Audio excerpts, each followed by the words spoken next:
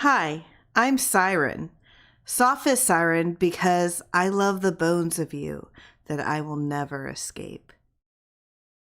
First published in 1945, Skeleton, a short story written by Ray Bradbury, takes us on a journey of self-destructive obsession that chills you to the bone. Let's crack and enter Skeleton by Ray Bradbury. It was past time for him to see the doctor again. Mr. Harris turned palely in at the stairwell, and on his way up the flight saw Dr. Burley's name gilded over a pointing arrow. Would Dr. Burley sigh when he walked in? After all, this would make the 10th trip so far this year. But Burley shouldn't complain. He was paid for the examinations. The nurse looked Mr. Harris over and smiled, a bit amusedly, as she tiptoed to the glazed glass door, opened it, and put her head in. Harris thought he heard her say, "Guess who's here, doctor?" And didn't the doctor's voice reply faintly, "Oh my God, again?" Harris swallowed uneasily. When Harris walked in, Dr. Burley snorted, "Aches in your bones again? Ugh." He scowled and adjusted his glasses. "My dear Harris, you've been curried with the finest tooth combs and bacteria brushes known to science. You're just nervous. Let's see your fingers. Too many cigarettes. Let's smell your breath. Too much protein. Let's see your eyes. Not enough sleep." My response? Go to bed, stop the protein, no smoking. $10, please. Harris stood sulking. The doctor glanced up from his papers. "You still here? You're a hypochondriac. That's $11 now." "But why shouldn't my bones ache?" asked Harris. Dr. Burley spoke as to a child. "You ever had a sore muscle and kept irritating it, fussing with it, rubbing it? It gets worse the more you bother it. Then you leave it alone and the pain vanishes. You realize you caused most of the soreness yourself. Well, son, that's what's with you. Leave yourself alone, take a dose of salts, get out of here and take that trip to Phoenix you've stewed about for months. Do you good to travel." 5 minutes later, Mr. Harris rifled through a classified phone directory at the corner druggist's. A fine lot of sympathy one got from blind fools like Burley.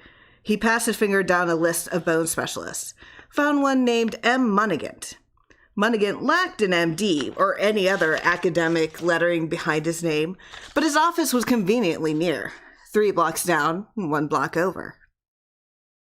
Mr. Munigant, like his office, was small and dark. Like his office, he smelled of iodoform, iodine, and other odd things. He was a good listener, though, and listened with eager, shiny moves of his eyes. And when he talked to Harris, his accent was such that he softly whistled each word, undoubtedly because of imperfect dentures. Harris told all. M. Munigant nodded.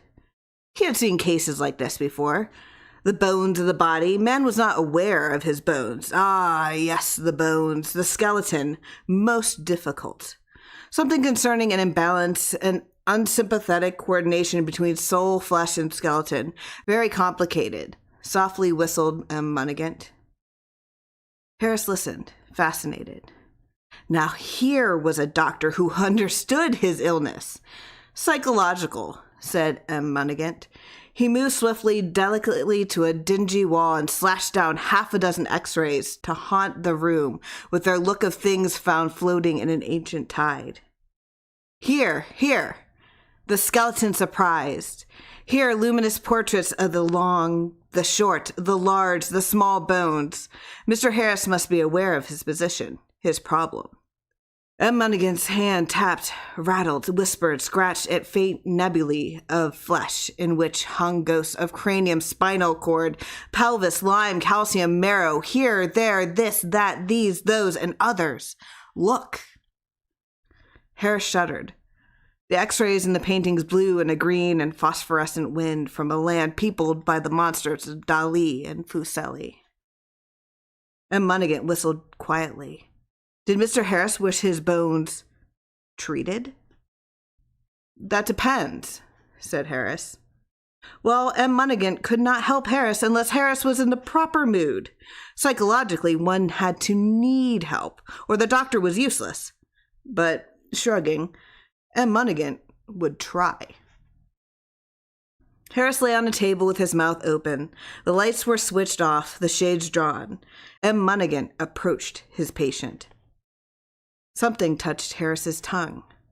He felt his jawbones forced out. They creaked and made faint cracking noises. One of those skeleton charts on the dim wall seemed to quiver and jump. A violent shudder seized Harris. Involuntarily, his mouth snapped shut. M. Monaghan shouted. His nose had almost been bitten off. No use, no use. Now was not the time. M. Monaghan whispered the shades up, dreadfully disappointed. When Mr. Harris felt he could cooperate psychologically, when Mr. Harris really needed help and trusted M. Monaghan to help him, then maybe something could be done. M. Monaghan held out his little hand. In the meantime, the fee was only $2. Mr. Harris must begin to think. Here was a sketch for Mr. Harris to take home and study. It would acquaint him with his body. He must be tremblingly aware of himself. He must be on guard. Skeletons were strange, unwieldy things, and Monaghan's eyes glittered.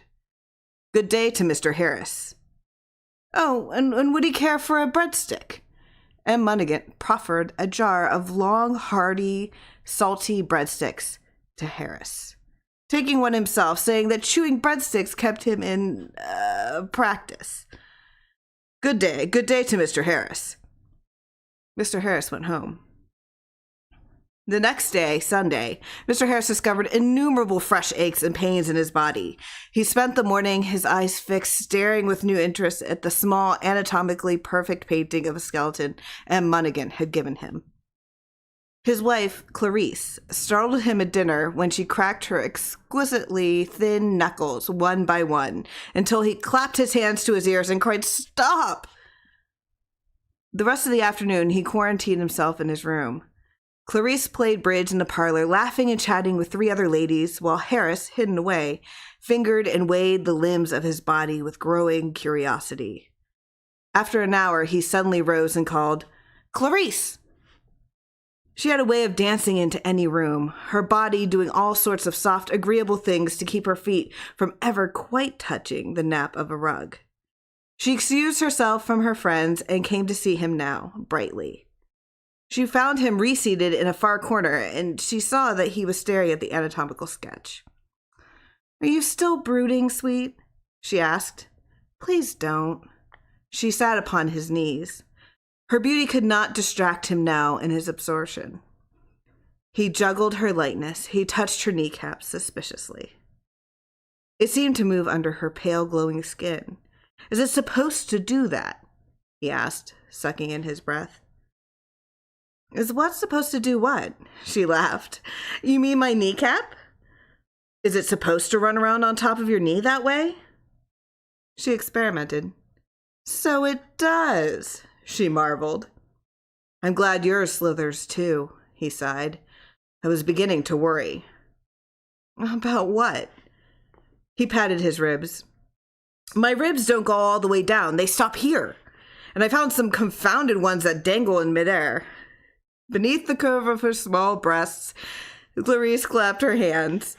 "Of course, silly. Everybody's ribs stop at a given point, and those funny short ones are floating ribs." "I hope they don't float around too much." The joke was most uneasy. Now, above all, he wished to be alone. Further discoveries, newer and stranger archaeological diggings lay within reach of his trembling hands, and he did not wish to be laughed at. "Thanks for coming in, dear," he said. "Any time." She rubbed her small nose softly against his. "Wait, here now." He put his fingers to touch his nose in hers. "Did you realize? The nose bone grows down only this far. From there on, a lot of gristly tissue fills out the rest." She wrinkled hers. "Of course, darling." And she danced from the room. Now sitting alone, he felt the perspiration rise from the pools and hollows of his face, to flow in a thin tide down his cheeks. He licked his lips and shut his eyes. Now, Now, next on the agenda. What? The spinal cord. Yes, here. Slowly he examined it, in the same way he operated the many push buttons in his office, thrusting them to summon secretaries, messengers. But now, in these pushings of his spinal column, fears and terrors answered, rushed from a million doors in his mind to confront and shake him. His spine felt horribly unfamiliar, like the brittle shards of a fish, freshly eaten, its bones left strewn on a cold china platter. He seized the little round nobbins. Lord, Lord! His teeth began to chatter. God almighty, he thought, why haven't I realized it all these years? All these years I've gone around with a skeleton inside me. How is it we take ourselves for granted? How is it we never question our bodies and our being? A skeleton. One of those jointed, snowy, hard things. One of those foul, dry, brittle, gouge-eyed, skull-faced, shake-fingered, rattling things that sway from neck chains and abandoned webbed closets. One of those things found on the desert all along and scattered like dice. He stood upright because he could not bear to remain seated. Inside me now, he grasped his stomach, his head. Inside my head is a skull. One of those curved carapaces which holds my brain like an electrical jelly. One of those cracked shells with the holes in front like two holes shot through it by a double-barreled shotgun. With its grottos and caverns of bones, its revetments and placements from my flesh, my swelling, my seeing, my hearing, my thinking. A skull encompassing my brain, allowing it exit through its brittle windows to see the outside world.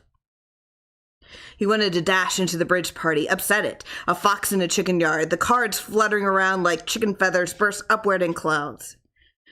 He stopped himself only with a violent, trembling effort. Now, man, control yourself. This is a revelation. Take it for what it's worth. Understand it. Savor it. But a skeleton? Screamed his subconscious. I won't stand for it. It's vulgar. It's terrible. It's frightening. Skeletons are horrors. They clink and tinkle and rattle in old castles hung from oaken beams, making long, indolently rustling pendulums on the wind. Darling, will you come meet the ladies? His wife's clear, sweet voice called from far away. Mr. Harris stood. His skeleton held him up. This thing inside, this invader, this horror, was supporting his arms, legs, and head. It was like feeling someone just behind you who shouldn't be there. Every step, he realized how dependent he was on this other thing. Darling, I'll be with you in a moment, he called weakly. To himself, he said, come on, brace up. You've got to go back to work tomorrow. Friday, you must make that trip to Phoenix. It's a long drive, hundreds of miles. Must be in shape for that trip, or you won't get Mr. Creldon to invest in your ceramics business. Chin up now.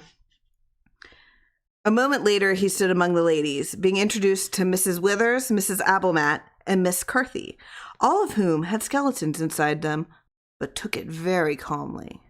Because nature had carefully clothed the bare nudity of clavicle, tibia, and femur with breasts, thighs, calves, with coffer and eyebrow satanic, with bee-stung lips, and Lord, shouted Mr. Harris inwardly. When they talk or eat, part of their skeleton shows their teeth. I never thought of that. Excuse me, he gasped, and ran from the room only in time to drop his lunch among the petunias over the garden balustrade. That night, seated on the bed as his wife undressed, he pared his toenails and fingernails scrupulously. These parts, too, were where his skeleton was shoving, indignantly growing out. He must have muttered part of this theory, because next thing he knew, his wife, in negligee, was on the bed, her arms about his neck, yawning. Oh, my darling, fingernails are not bone. They're only hardened epidermis. He threw the scissors down. Are you certain? I hope so. I'd feel better. He looked at the curve of her body, marveling. I hope all people are made the same way. If you aren't the darndest hypochondriac, she held him at arm's length. Come on, what's wrong? Tell Mama. Something inside me, he said. Something I ate. The next morning and all afternoon at his downtown office, Mr. Harris sorted out the sizes, shapes, and construction of various bones in his body with displeasure. At 10 a.m., he asked to feel Mr. Smith's elbow one moment. Mr. Smith obliged, but scowled suspiciously. And after lunch, Mr. Harris asked to touch Miss Laurel's shoulder blade, and she immediately pushed herself back against him, purring like a kitten and shutting her eyes. "Miss Laurel," he snapped, "stop that." Alone, he pondered his neuroses. The war was just over. The pressure of his work, the uncertainty of the future, probably had much to do with his mental outlook. He wanted to leave the office, get into business for himself. He had more than a little talent for ceramics and sculpture. As soon as possible, he'd head for Arizona, borrow that money with Mr. Crowden, build a kiln, and set up shop. It was a worry. What a case he was. But luckily, he had contacted M. Monaghan, who seemed eager to understand and help him. He would fight it out with himself, not go back to either Monaghan or Dr. Burley unless he was forced to. This alien feeling would pass. He sat staring into space. The alien feeling did not pass. It grew. On Tuesday and Wednesday, it bothered him terrifically that his epidermis, hair, and other appendages were of a high disorder, while his integumented skeleton of himself was a slick, clean structure of efficient organization. Sometimes in certain lights, with his lips drawn morosely down, weighted with melancholy, he imagined he saw his skull grinning at him behind the flesh. "Let go!" he cried. "Let go of me! My lungs! Stop!" He gasped convulsively, as if his ribs were crushing the breath from him. "My brain! Stop squeezing it!" And terrifying headaches burnt his brain to a blind cinder. "My insides, let them be, for God's sake! Stay away from my heart!" His heart cringed from the fanning motion of ribs like pale spiders crouched and fiddling with their prey. Drenched with sweat, he lay upon the bed one night while Clarice was out attending a Red Cross meeting. He tried to gather his wits, but only grew more aware of the conflict between his dirty exterior and this beautiful, cool, clean calcium thing inside. His complexion? Wasn't it oily and lined with worry? Observe the flawless, snow-white perfection of the skull. His nose, wasn't it too large? Then observe the tiny bones of the skull's nose before that monstrous nasal cartilage begins forming the lopsided proboscis. His body, wasn't it plump? Well, consider the skeleton, slender, svelte, economical of line and contour, exquisitely carved oriental ivory, perfect thin as a white praying mantis. His eyes, weren't they protuberant, ordinary, numb-looking? Be so kind as to note the eye sockets of the skull, so deep and rounded, somber, quiet pools, all-knowing, eternal. Gaze deep, and you never touch the bottom of their dark understanding. All irony, all life, all everything is there in the cupped darkness. Compare, compare, compare. He raged for hours, and the skeleton, ever the frail and solemn philosopher, hung quietly inside, saying not a word, suspended like a delicate insect within a chrysalis, waiting and waiting. Harris sat slowly up. "Wait a minute, hold on," he exclaimed. "You're helpless too. I've got you too. I can make you do anything I want. You can't prevent it. I say, move your carpals, metacarpals, and phalanges, and up they go," as I waved to someone. He laughed. I ordered the fibula and femur to locomote and hunt, 2, 3, 4, hunt, 2, 3, 4. We walk around the block. There. Harris grinned. "It's a 50-50 fight, even Steven, and we'll fight it out, we two. After all, I'm the part that thinks. Yes, by God, yes, even if I didn't have you, I could still think." Instantly, a tiger's jaw snapped shut, chewing his brain in half. Harris screamed. The bones of his skull grabbed hold and gave him nightmares. Then slowly, while he shrieked, nuzzled and ate the nightmares one by one until the last one was gone and the light went out. At the end of the week, he postponed the Phoenix trip because of his health. Weighing himself on a penny scale, he saw the slow gliding red arrow point to 165. He groaned. Well, I've weighed 175 pounds for years. I can't have lost 10 pounds. He examined his cheeks in the fly-dotted mirror. Cold, primitive fear rushed over him in odd little shivers. You, I know what you're about, you. He shook his fist at his bony face, particularly addressing his remarks to his superior maxillary, his inferior maxillary, to his cranium, and to his cervical vertebrae. You damn thing, you. Think you can starve me, make me lose weight, eh? Peel the flesh off, leave nothing but skin on bone, trying to ditch me so you can be supreme, huh? No. He fled into a cafeteria. Turkey, dressing, creamed potatoes, 4 vegetables, 3 desserts. He could eat none of it. He was sick to his stomach. He forced himself. His teeth began to ache. Bad teeth, is it? He thought angrily. I'll eat in spite of every tooth clanging and banging and rattling so they fall in my gravy. His head blazed, his breath jerked in and out of constricted chest. His teeth raged with pain, but he knew one small victory. He was about to drink milk when he stopped and poured it into a vase of nasturtiums. No calcium for you, my boy. No calcium for you. Never again shall I eat foods with calcium or other bone-fortifying minerals. I'll eat for one of us, not both, my lad. 150 pounds, he said the following week to his wife. Do you see how I've changed? For the better, said Clarice. You were always a little plump for your height, darling. She stroked his chin. I like your face. It's so much nicer. The lines of it are so firm and strong now. They're not my lines, they're his. Damn him, you mean to say you like him better than you like me?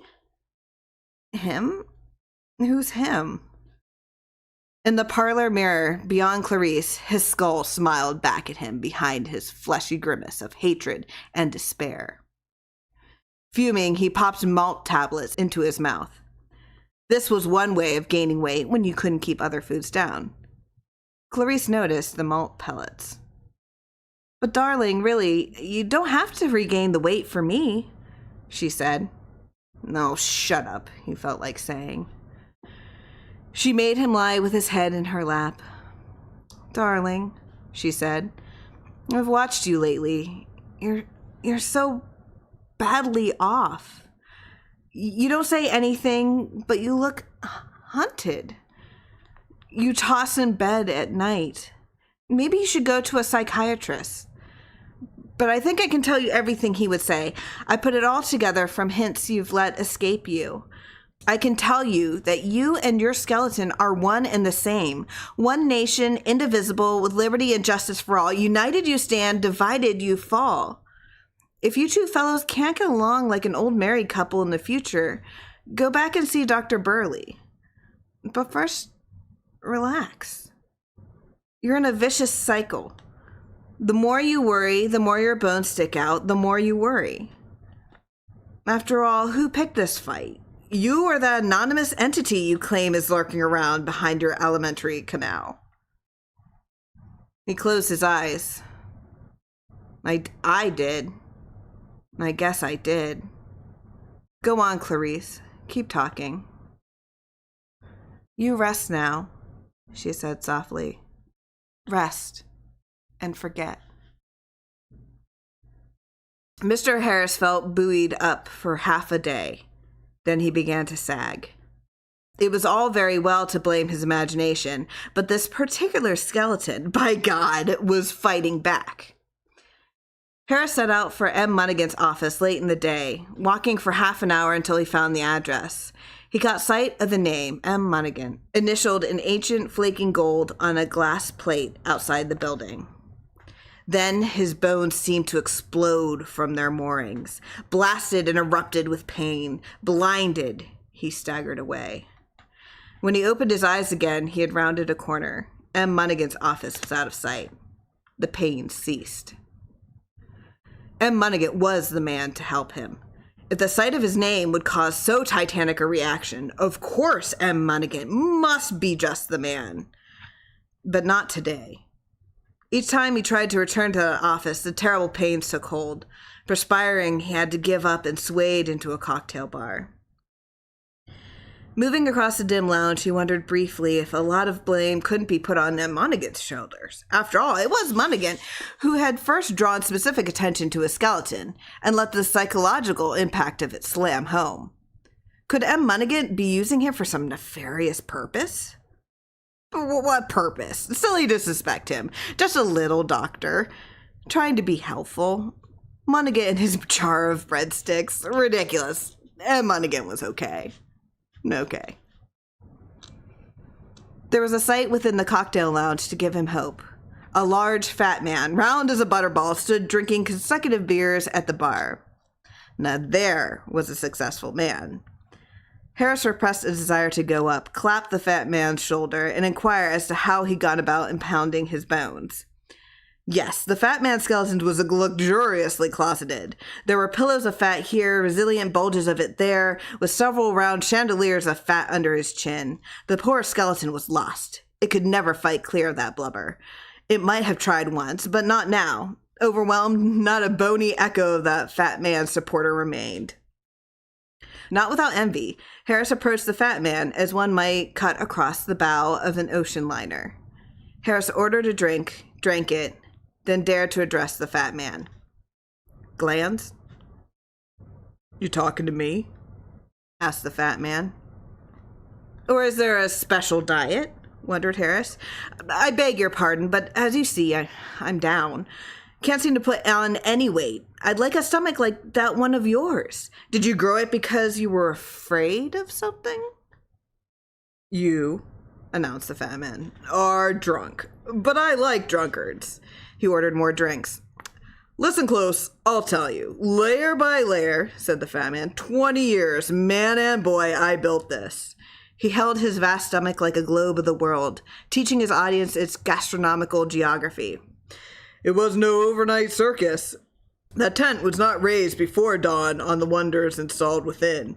I've cultivated my inner organs as if they were thoroughbred dogs, cats, and other animals.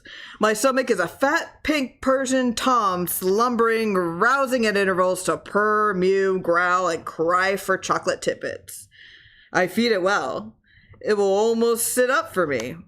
And, my dear fellow, my intestines are the rarest purebred Indian anacondas you've ever viewed in the sleekest coiled, fine and ruddy health. Keep 'em in prime. I do all my pets. For fear of something? Perhaps. This called for another drink for everyone. Gain weight? The man savored the words on his tongue. Here's what you do. Get yourself a quarreling bird of a wife, a baker's dozen of relatives who can flush a covey of troubles out from behind the veriest molehill. Add to these a sprinkling of business associates whose prime motivation is snatching your last lonely quid, and you are well on your way to getting fat. How so? In no time, you'll begin subconsciously building fat betwixt yourself and them. A buffer epidermal state, a cellular wall. You'll soon find that eating is the only fun on earth. But one needs to be bothered by outside sources. Too many people in this world haven't had enough to worry about. Then they begin picking on themselves, and they lose weight. Meet all the vile, terrible people you can possibly meet, and pretty soon you'll be adding the good old fat. And with that advice, the fat man launched himself out into the dark tide of night, swaying mightily and wheezing. That's exactly what Dr. Burley told me. Slightly changed, said Harris thoughtfully. Perhaps the trip to Phoenix now, at this time. The trip from Los Angeles to Phoenix was a sweltering one, crossing as it did the Mojave Desert on a broiling yellow day. Traffic was thin and inconstant, and for long stretches there would not be a car on the road for miles ahead or behind. Harris twitched his fingers on the steering wheel. Whether or not Crowden in Phoenix lent him the money he needed to start his business, it was still a good thing to get away, to put distance behind. The The car moved in the hot sluice of desert wind. The one Mr. H sat inside the other Mr. H. Perhaps both perspired. Perhaps both were miserable. On a curve, the inside Mr. H suddenly constricted the outer flesh, causing him to jerk forward on the hot steering wheel. The car plunged off the road into boiling sand and turned half over. Night came. A wind rose. The road was lonely and silent. The few cars that passed went swiftly on their way, their view obstructed. Mr. Harris lay unconscious until very late. He heard a wind rising out of the desert, felt the sting of little sand needles on his cheek, and opened his eyes. Morning found him gritty-eyed and wandering in thoughtless, senseless circles, having in his delirium gotten away from the road. At noon, he sprawled in the poor shade of a bush. The sun struck him with a keen sword edge, cutting through to his bones. A vulture circled. Harris's patched lips cracked open. "So that's it," he whispered, red-eyed, bristle-cheeked. "One way or another, you'll walk me, starve me, thirst me, kill me." He swallowed dry burrs of dust. "Sun cook off my flesh so you can peek out, vultures lunch off me, and there you'll lie, grinning with victory, like a bleached xylophone strewn and played by vultures with an ear for odd music. You like that. Freedom." He walked on through a landscape that shivered and bubbled in the direct pour of sunlight, stumbling, falling flat, lying to feed himself little mouths of fire. The air was blue alcohol flame, and vultures roasted and steamed and glittered as they flew in glides and circles. Phoenix, the road, car, water, safety. "Hey!" Someone called from way off in the blue alcohol flame. Mr. Harris propped himself up. "Hey!" The call was repeated, a crunching of footsteps, quick. With a cry of unbelievable relief, Harris rose only to collapse again into the arms of someone in a uniform with a badge. The car tediously hauled, repaired, Phoenix reached. Harris found himself in such an unholy state of mind that the business transaction was a numb pantomime. Even when he got the loan and held the money in his hand, it meant nothing. This thing within him, like a hard white sword in a scabbard, tainted his business. His eating colored his love for Clarice, made it unsafe to trust an automobile. All in all, this thing had to be put in its place. The desert incident had brushed too close, too near the bone, one might say, with an ironic twist of one's mouth. Harris heard himself thanking Mr. Creldon, dimly, for the money. Then he turned his car and motored back across the long miles, this time cutting across to San Diego so he would miss the desert stretch between El Centro and Beaumont. He drove north along the coast. He didn't trust that desert. But careful. Salt waves boomed, hissing on the beach outside Laguna. Sand, fish, and crustacea would cleanse his bones as swiftly as vultures. Slow down on the curves over the surf. Damn, he was sick. Where to turn? Clarice? Burley? Munigant?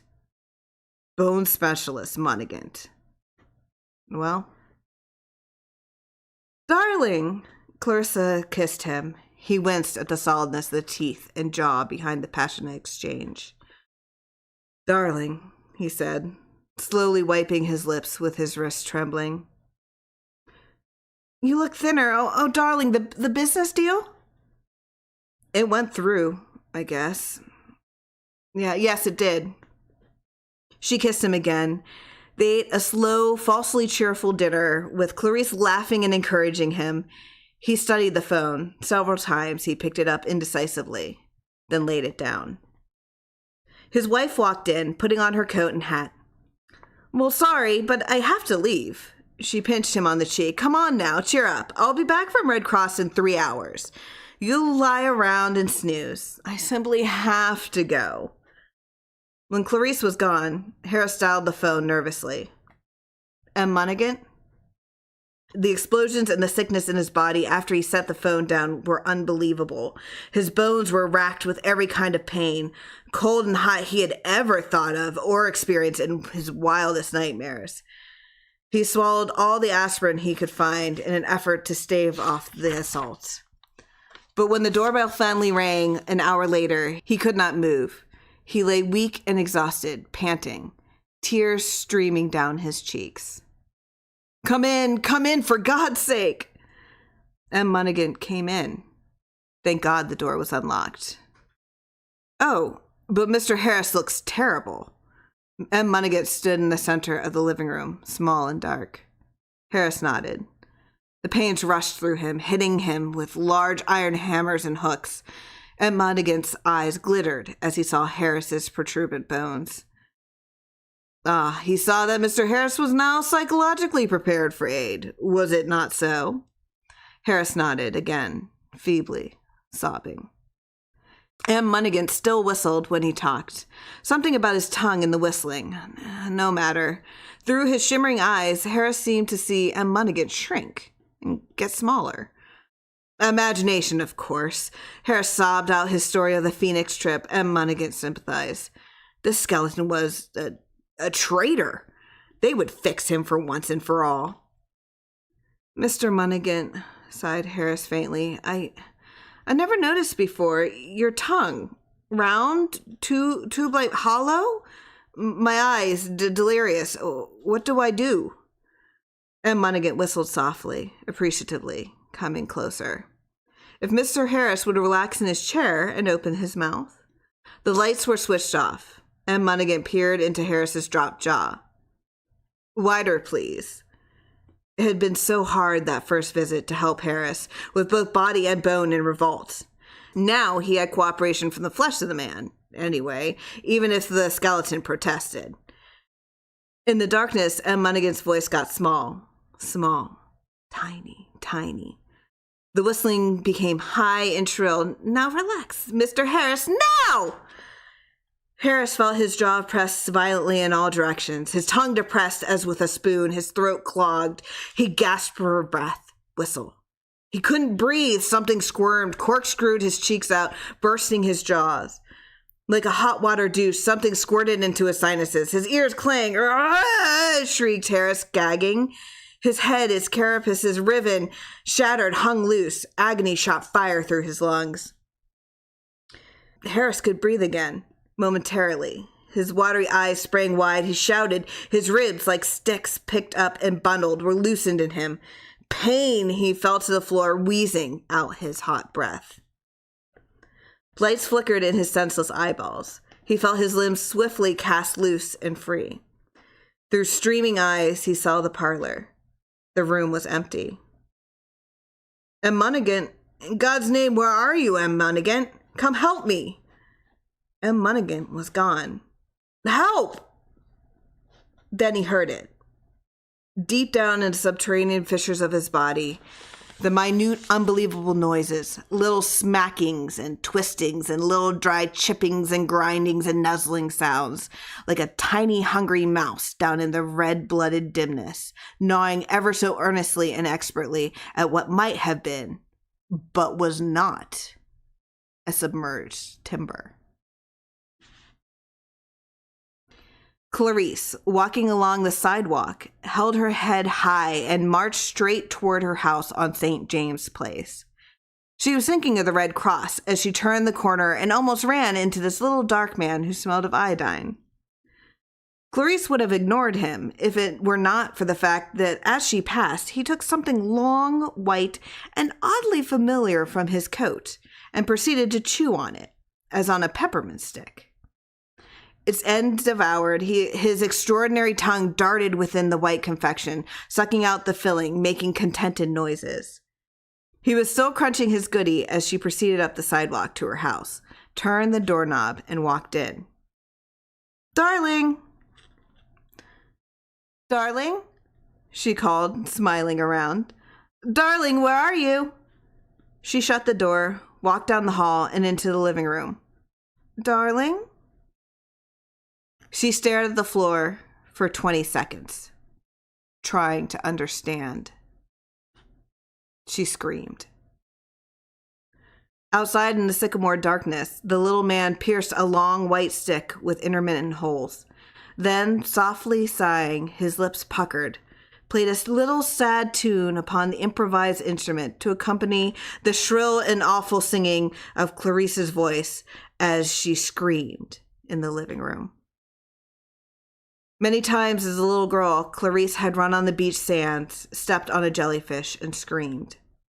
It was not so bad, finding an intact gelatin-skinned jellyfish in one's living room. One could step back from it.